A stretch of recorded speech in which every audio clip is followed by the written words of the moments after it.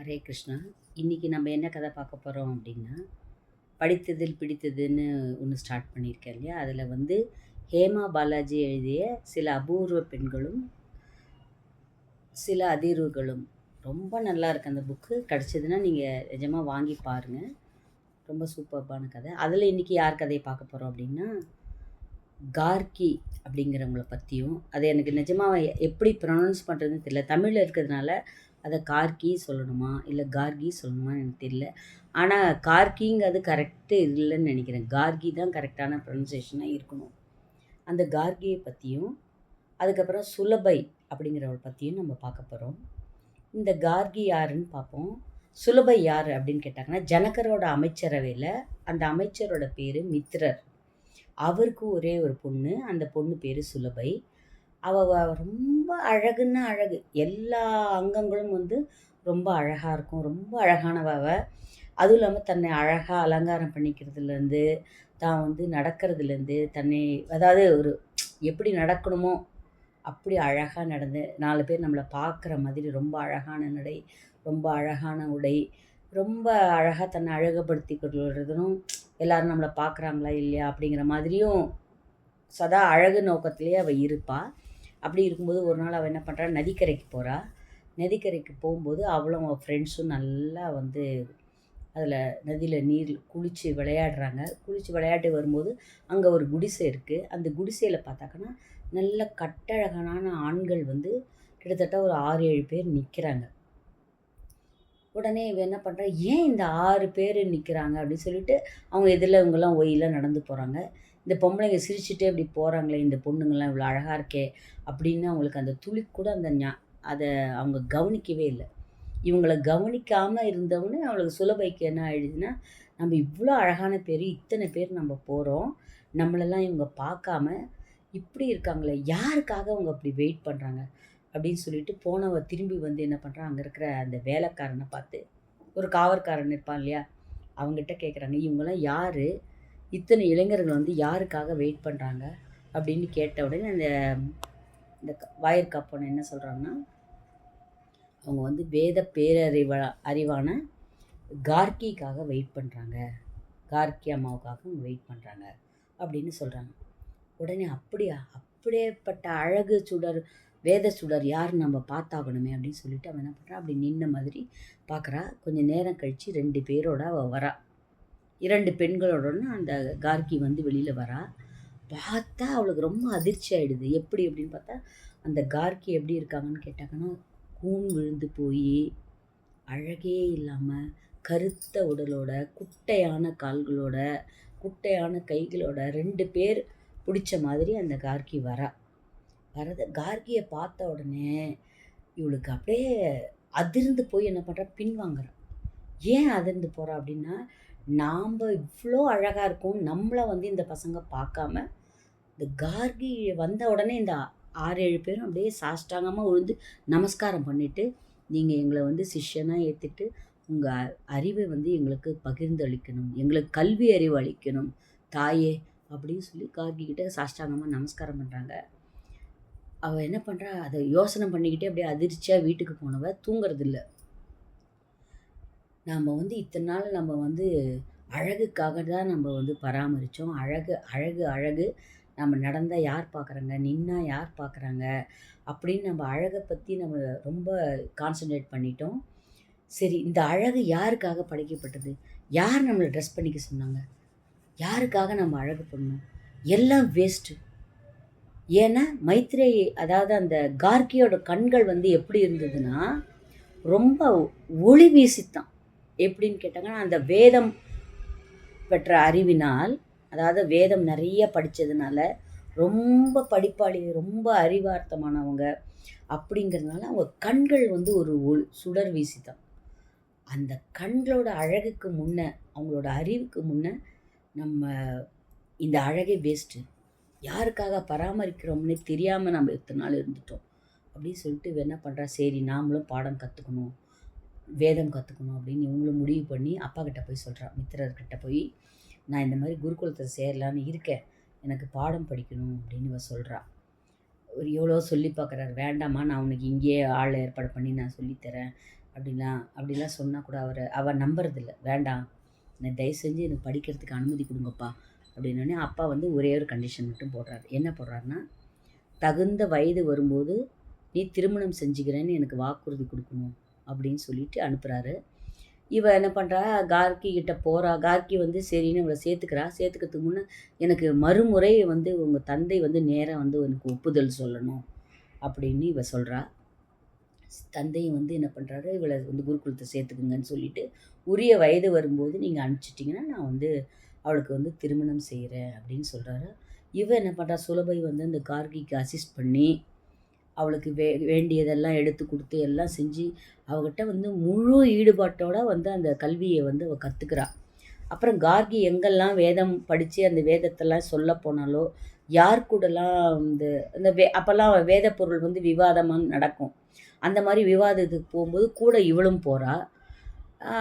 போனோடனே தக்க வயசு வருது. வந்தோடனே மித்திரர் வந்து சொல்லி அனுப்புகிறாரு, இந்த மாதிரி அவளுக்கு திருமண வயது வந்திருக்கு, அவளை அனுப்பிடுங்க அப்படின்னு சொல்கிறாரு. சரின்னு கார்கி என்ன பண்ணுறாங்க, சரிம்மா நீ எல்லாமே படிச்சுட்ட, நீ தாராளமாக போகலாம். நீ வந்து முதிரா கன்னியாக இருக்க, நீ அப்படி இருக்கிற வரைக்கும் நீ வேதத்துக்காக விவாதத்துக்கு வந்தால் கூட எல்லாரும் உன்னையே பார்ப்பாங்களே தவிர உன்னோட அறிவை வந்து யாரும் ஏற்றுக்க மாட்டாங்க. அதனால் நீ போய் திருமணம் செய்து இல்லற வாழ்க்கையில் இருந்து கொண்டு நீ அப்புறமா இதெல்லாம் பண்ணுவேன்னு சொல்லி சுலபையை அனுப்பிச்சி விட்டுறாங்க. சரி, சுலபை வந்து வந்துடுறா. வந்தப்புறம் அவளுக்கு வந்து யாரையுமே அவளை கல்யாணம் பண்ணிக்க பிடிக்கல. ஏன்னா அவ்வளோ நாலேஜ் அவள் கெயின் பண்ணிட்டா. நம்ம அதாவது ஞான பசிக்கு தீனி போடுறவங்க யார் அப்படின்னு அவள் பார்க்குறா. அவளுக்கு ஏற்ற மாதிரி ஒரு மாப்பிள்ளை அவளுக்கு கிடைக்கல. அதனால திருமணத்தை தள்ளி போட்டுக்கிட்டே வரா. தள்ளி போட்டுக்கிட்டே வரும்போது, இனிமேலும் நீ திருமணத்தை தள்ளி போட்டினா நான் வந்து என்னை தற்கொலை செய்கிறத தவிர வேறு வழி இல்லை அப்படின்னு அந்த மித்திரர் வந்து ஒரு கண்டிஷன் போட்ட உடனே யோசனை பண்ணிக்கிட்டே இருக்கா. சரிப்பா சீக்கிரம் சொல்லிடுறேன் உங்களுக்கு அப்படின்னு சொல்லிக்கிட்டே இருக்கும்போது யாக்ஞவல்லியர்னு ஒருத்தர் வரார். ஜனகரோட மகா சபைக்கு வந்து இந்த யாக்ஞவல்லியர் வந்து விவாதம் நடத்துகிறார். அப்போ யாக்ஞவல்லியர் கூட விவாதத்துக்கு போகிறா. என்ன பிரம்மா என்ன, கண்ணால் தெரியக்கூடியது என்ன, காதால் கேட்கக்கூடியது என்ன, அவள் கேட்குற எல்லா கேள்விக்கும் யாக்ஞவல்லியர் வந்து எல்லா பதில் சொல்கிறார். அதுக்கப்புறமா வந்து அவள் கடவுளை பற்றிலாம் கேட்க ஆரம்பித்த உடனே அவர் என்ன பண்ணார், கடவுளை பற்றி எல்லார் முன்னையும் வந்து சொல்லக்கூடாது அப்படிங்கிறதுனால அவர் என்ன சொல்கிறாரு, அம்மா இதுக்கு மேலே நீ எதாவது கேள்வி கேட்டீங்கன்னா உன் தலை வந்து சுக்கு நூறாக வெடிச்சு போயிடும். நீ கேட்ட கேள்விக்கெல்லாம் நான் பதில் சொல்லிட்டேன், இனிமேல் நான் சொல்ல மாட்டேன் அப்படின்னு சொல்லிடுறாரு. வீட்டுக்கு வந்த உடனே இவன் என்ன பண்ணுறா, நான் வந்து கல்யாணம் பண்ணிக்கிறதா முடிவு பண்ணிட்டேன்ப்பா அப்படின்றா. யாரை பண்ணிக்கிறதா முடிவு பண்ணேன் அப்படின்னு வந்துட்டு போனார் யாக்ஞவல்லியர், அவரை தான் நான் கல்யாணம் பண்ணிக்க போகிறேன் அப்படின்ன உடனே ஒரு மித்திரர் சொல்கிறாரு, ஏம்மா அவர் வந்து உன் தந்தையை போன்ற வயதுடையவர், என் வயசுமா அவருக்கு, ஏற்கனவே அவர் கல்யாணம் ஆயிடுச்சு, 4 வளர்ந்த பசங்க இருக்காங்க, அப்படி இருக்கும்போது அவர் எப்படி கல்யாணம் பண்ணிக்க முடியும் அப்படின்னு இவர் கேட்குறாரு. அப்பா எனக்கு வேறு வழி இல்லைப்பா, அவர் தான் வந்து ஞானவான், அவரை தான் நான் கல்யாணம் பண்ணிப்பேன். நீ எனக்கு வந்து சம்மதம் வர வேண்டியது யார்கிட்ட வரணும், யாக்ஞவல்லியர்கிட்டேருந்து வரணும். அவர் கல்யாணம் பண்ணிக்கிறான்னு சொன்னால் தான்ப்பா மற்றதெல்லாம் பேச முடியும் அப்படின்னு இவன் சொல்கிறான். சரின்னு மித்திரர் என்ன பண்ணுறாரு, ஒரு குடிலுக்கு போகிறாரு. போயிட்டு கேட்குறாரு. கேட்டோன்னே யாக்ஞவல்லியர் சொல்கிறாரு, ஆமாம் என்னோடய மனைவி காத்யாயனிகிட்ட போய் நீங்கள் வந்து பர்மிஷன் கேட்கணும். காத்யாயனி சரின்னு சொன்னால் மட்டும்தான் நான் வந்து 2வது திருமணத்துக்கு நான் வந்து ஒத்துக்க முடியும் அப்படின்னு யாக்ஞவல்லியர் கேட்குறா. சுலபை என்ன பண்ணுறா, அடுத்த தடவை சுலபையும் மித்திரரும் வரா. சுலபை வந்து காத்யாயனிகிட்டே பேசுகிறா. என்ன பேசுகிறான்னா, இந்த மாதிரி எனக்கு வந்து வேறு யாரையும் திருமணம் செய்து கொள்ள வந்து எனக்கு விருப்பம் இல்லை, இவரோட அறிவு பார்த்த உடனே தான் எனக்கு கல்யாணம் பண்ணிக்கணும்னு தோணுது, உங்கள் பர்மிஷன் கிடச்சா மட்டும்தான் நான் வந்து கல்யாணம் பண்ணிப்பேன் அப்படின்னு சொல்லி அவள் காலில் வந்து விழறா. காத்யாயனியும் அவளை பற்றி கேள்விப்பட்டிருக்கா இல்லையா, அதனால் அவன் என்ன பண்ணுறான், சரி நான் வந்து முழு சம்மதம் தருகிறேன்னு சொன்ன உடனே இவர் என்ன பண்ணுறாரு, இவளை கல்யாணம் பண்ணிக்கிறாரு, சுலபையை கல்யாணம் பண்ணிக்கிறாரு. அதுக்கப்புறமா சுலபையோட பேர் மைத்ரேயின்னு அவர் வைக்கிறார். அந்த மைத்ரேயி வந்து இன்னும் மிச்சமீதி விட்ட படிப்பெல்லாம் யாக்ஞவல்லியர்கிட்ட கற்றுக்கிறார். யாக்ஞவல்லியர் மனப்பூர்வமாக அவளுக்கு எல்லாமே சொல்லி கொடுக்குறாரு. அங்கே இருக்கிற சீடர்கள், அவனோட மைந்தர்கள் 4 பேர் இருந்தாங்க, யாக்ஞவல்லியரோட மைந்தர்கள். அவங்க வந்து தன்னோட அம்மாவை விட்டுட்டு அதாவது மைத்ரேயி வந்து காத்யாயனியை விட அறிவில் சிறந்தவள், அதனால் காத்யாயனி என்ன சொல்கிறாளோ அதை ஒபே பண்ணி காத்தியாயினியை தான் தன்னோட முதல் அன்னைன்னு நினைக்கிறாங்க. யார்? இந்த யாக்ஞவல்கியரோட பசங்க 4 பேரும். அந்த பசங்க 4 பேரும் இவ என்ன சொல்கிறாளோ அதுதான் கேட்குறாங்க. இவ மெதுவாக மெல்ல மெல்ல என்ன பண்ணுறா, அந்த குருகுலத்தையே நல்லா பார்த்துக்கிறா. அப்புறம் குருகுலத்து சீடர்களுக்கு சொல்லித்தரா. அதே சமயம் அந்த முதல் மனைவியும் தகுந்த அளவில் மதிப்பு மரியாதை கொடுக்குறா. அப்படின்னா என்னன்னா, அவளுக்கு வேண்டிய உதவிகள் செய்து, அவளுக்கு பணிவிடைகள் செய்து, அவளுக்கு சமையல் கிமையல் எல்லாம் பண்ணி கொடுத்துட்டு, அப்புறம் மிச்ச மீதி டைமில் வந்து இவங்களுக்கு குருகுலம் எல்லாம் சொல்லி கொடுத்து, இரவு நேரங்களில் கூட மூத்தவளுடன் அமர்ந்து இனிய விவாதங்கள்லாம் செய்தாள். காத்தியாயினிக்கு அவளுக்கு அவன் மேலே கூட கொஞ்சம் கூட ஒரு மிஸ் அண்டர்ஸ்டாண்டிங் எதுவுமே இல்லை. காத்தியாயினியும் ஒன்றா உட்காந்து மூத்தவளை மதித்து அவளுடன் இரவு நேரங்களில் அளவளாவி யாக்ஞவல்யருக்கு இப்படி ஒரு மனைவியாங்கிற அவருக்கே கூட ஒரு சிறந்த மனைவி கிடச்சிட்டாளே அப்படின்னு அவருக்கு சந்தோஷம், சீடர்களுக்கு சந்தோஷம், காத்தியாயினிக்கு சந்தோஷம். இப்படியே இருந்தது. அவருக்கு ஒரு வயது வந்த உடனே அவர் என்ன பண்ணார், தன்னோட சொத்தை வந்து 2 பாகமாக பிரித்து ஒரு பாகத்தை மைத்ரேயிக்கும் ஒரு பாகத்தை வந்து காத்தியாயினிக்கும் கொடுத்தாரு. கொடுத்துட்டு நீங்கள் எங்கே போகிறீங்க அப்படின்னு கேட்குறா. என்னன்னா முக்தி பெற போகிறேன் அப்படின்னு சொல்கிறா.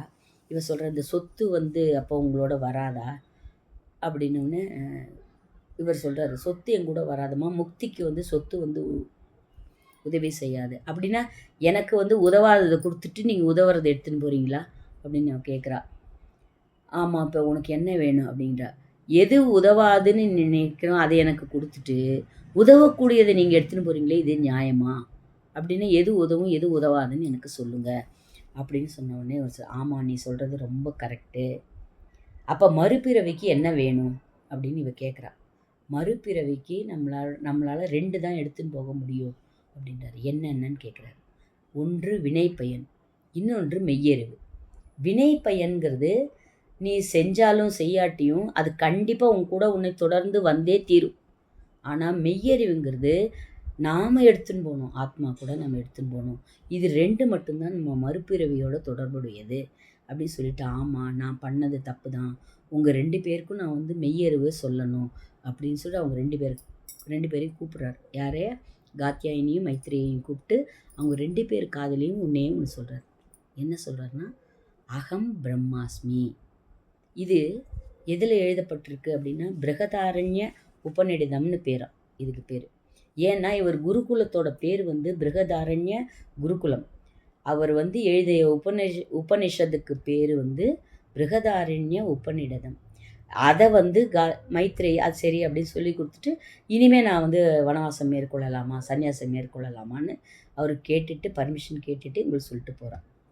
இவன் என்ன பண்ணுறா, அதற்கு பிறகு துறவற வாழ்க்கையை மேற்கொண்டு அந்த குருகுலத்து சீடர்கள்லாம் என்னென்ன வேணுமோ எல்லாம் சொல்லி கொடுத்து அவங்களெல்லாம் ரெடி பண்ணிவிட்டு அதுக்கப்புறம் துறவரத்தை மேற்கொண்டு இந்த பிருகதாரண்ய உபநிஷத்தையெல்லாம் அவள் சொல்லித்தரா.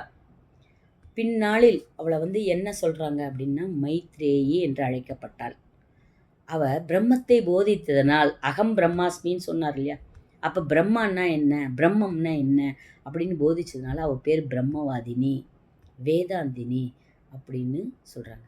ஸோ கார்கிக்கு இணையாக மைத்ரேயையும் சொல்கிறாங்க. அப்பேற்பட்ட அறிஞர்கள் வாழ்ந்தது நம்ம தமிழ்நாடு, நம்ம இந்தியா. அதனால் நான் என்ன சொல்கிறேன், நமக்கு டைம் கிடைக்கும்போது இந்த மாதிரி ரேர் கதைகளெல்லாம் நம்ம குழந்தைங்களுக்கு சொல்லணும் அப்படின்னு கேட்டுக்கிறேன். உங்களுக்கு கதை பிடிச்சுன்னா சப்ஸ்கிரைப் பண்ணுங்கள், லைக் பண்ணுங்கள், ஷேர் பண்ணுங்கள். நான் சொன்ன இந்த சில பெண்களும் சில அதிர்வுகளும் இந்த புக்கு, ஹேமா பாலாஜியோட புக்கு படிங்க. இன்னும் அவங்களும் எழுதினவங்களும் ஒரு பொண்ணு வந்து இன்னொரு பொண்ணை வந்து பாராட்டுறதுங்கிறது ரொம்ப பெரிய விஷயம். அவ்வளோ நல்லா எழுதியிருக்காங்க. அதனால் இந்த கதையை படிங்க. நன்றி, வணக்கம்.